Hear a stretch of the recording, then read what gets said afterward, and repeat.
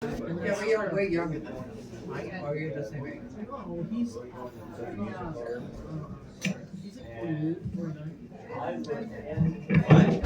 I know when I first.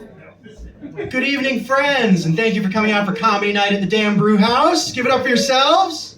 Yeah. Round of applause. Yes. Yeah. No, come here. Yeah. Oh, who's a good job? Yes. They give it up for John working the door for us. Yeah. Thank you. All right. There's going to be 3 of us tonight. We're really excited to be here with you. We greatly appreciate it. My name is Stephen Barton. I live in Maine. Drove over here to see you guys tonight. I'm 32 years old, and the biggest problem I have right now is that I look like I own reptiles. And I hate all of you for laughing at that, because it means it's true.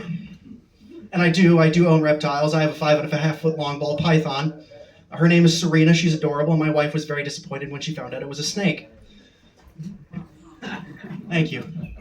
It's terrible because I did that joke. I've been doing VR comedy lately, and I did that joke in the metaverse recently, and they laughed there too. I was like, great, this carries over into the internet. This is not a good place to be.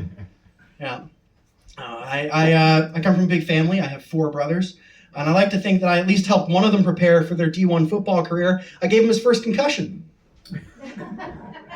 And the second one. And the next 6, but he doesn't remember those. So, yeah. It's all right. It's all good. I used to work in science, so I'm big into statistics. And if you guys know, so the country of Finland is the happiest country in the world, regularly voted the happiest country in the world. They also have one of the highest rates of suicide in the world.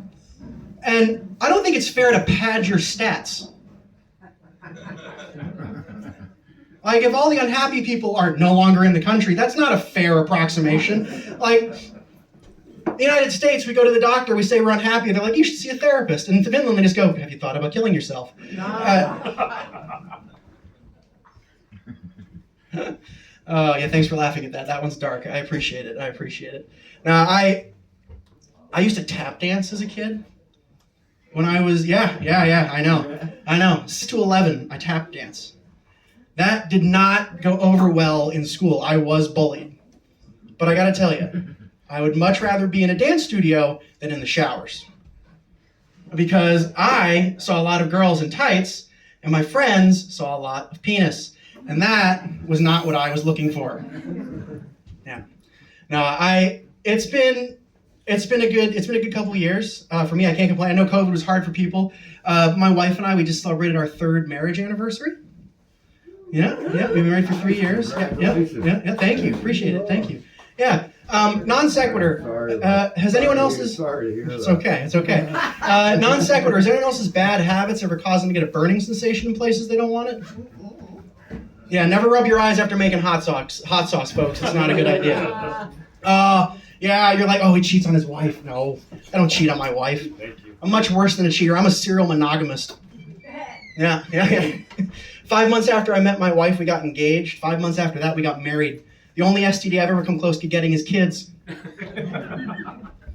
So anyway, I have kids. I have 2 of them. I have twin boys. Yeah, they're almost 3 years old. We're potty training right now. Yeah, we're potty training. That's been super late. Thank you. We're potty training right now. they're boys. Yeah. Listen, lady. I'm still not potty trained. Relax. I'm sure your husband isn't either. There's stuff around the... yeah. She's cleaned up after you. Yeah. We're potty training right now. And so every once in a while they run around naked. By every once in a while, I mean all the time. So my son Duncan was running around, and he ran into the corner, and before I could stop him, my son Wesley ran up behind him and stuck his finger in his butt. And then he ate it. Guys, the shit-eating grin on his face was something else.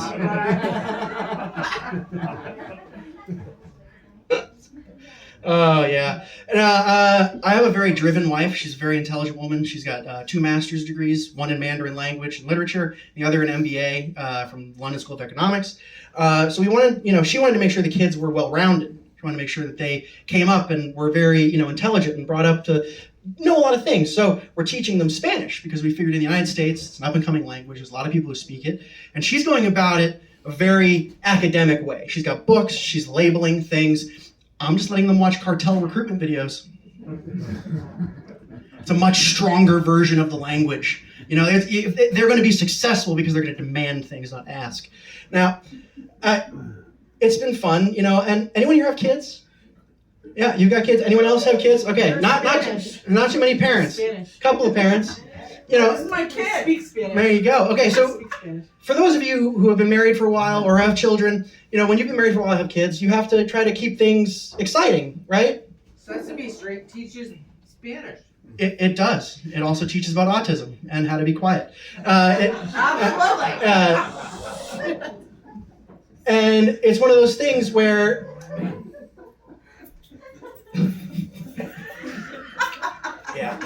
my wife and I are trying to keep things exciting in the bedroom, right? So we came together and we put together a list of things that we were like pre-authorizing. Like we were trying to pretty much for me it was like,